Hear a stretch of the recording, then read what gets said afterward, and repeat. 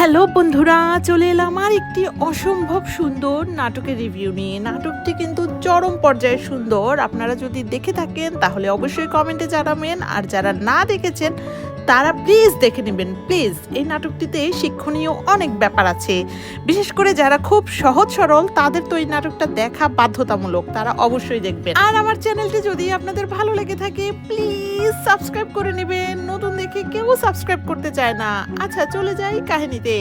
আমরা দেখতে পাই একটি বিয়ে বাড়িতে বাবা খুব টেনশন করছে, পাশে একটি মেয়ে। তো এর মধ্যে ঘটক এসে খবর দিয়ে বলল বিয়ে করতে ছেলে পক্ষ আপনার বাড়িতে আসবে না। কেন আসবে না? তার কারণ মেয়ে খুব বড় একটা কাহিনী করে রেখেছে আগেই ছেলের সাথে। বিয়ে করতে আসার কথা যে ছেলের, সেই ছেলের সাথে ওই মেয়ের আগে ইটিস পিটিস ছিল এবং ওই মেয়ে আগেই ইটিস পিটিসটা করে ফেলেছে। এজন্য এই ছেলে এই মেয়েকে আর বিয়ে করবে না, রিফিউজ করে দিল। তখন পুরা বিয়ে বাড়িতে শোকের মাতম।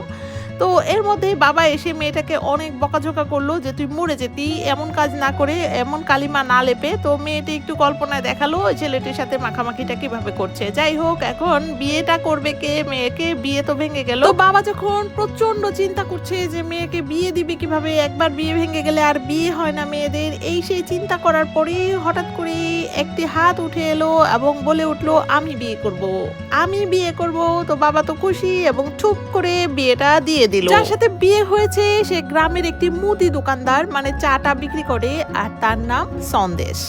সন্দেশ মিষ্টি মনে হয়। আচ্ছা, যাই হোক, ওই সন্দেশ একা একা থাকতো, বাবা মা কেউ নেই। তো সকালবেলা এত সুন্দরী বউ পেয়ে খুশিতে একেবারে নিজেই আটা রুটি বানিয়ে একেবারে বউকে রেডিমেড খাওয়াটা দিচ্ছে, এবং বউর কাছে কিন্তু গত রাতে ঝাড়িও খেয়েছে। যাই হোক, সুন্দরী মেয়ে, এর জন্য ওর কিছুই মনে হয় না, সব হাসি মুখে সহ্য করে। তো এদিকে মেয়ের বান্ধবী মেয়েকে বলছে সন্দেশ খুব ভালো ছেলে, সন্দেশকে তুই হাজবেন্ড হিসেবে পেয়ে অত্যন্ত লাকি, কিন্তু এর আগে যে ছেলেটাকে তুই পছন্দ করতি সে ভালো ছিল না।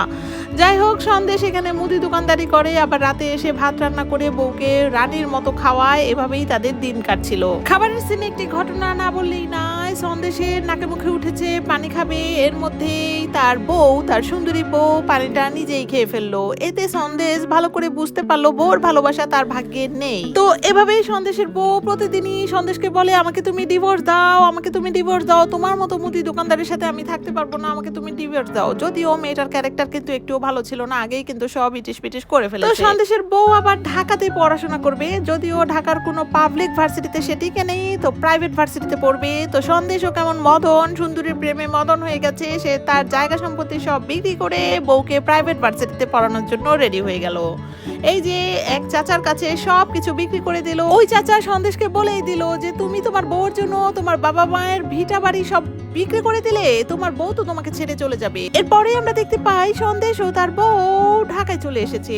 যাই হোক, এখন সন্দেশ তার বউকে প্রাইভেট ভার্সিটিতে ভর্তি করে দিয়েছে। এদিকে সন্দেশের বউ প্রাইভেট ভার্সিটির বিভিন্ন স্টাইলিশ ছেলে দেখে তার মাথা ঘুরপাক খাচ্ছে। সন্দেশ ওদিকে কাজ করে বেড়ায়, এবং যে কোনো কাজ, সন্দেশ এমন কোনো কাজ নেই যে করে না, কারণ বউকে প্রাইভেট ভার্সিটির বেতন, সেশন ফি সবকিছু দিতে হবে, এর জন্য সে সবকিছুই করে।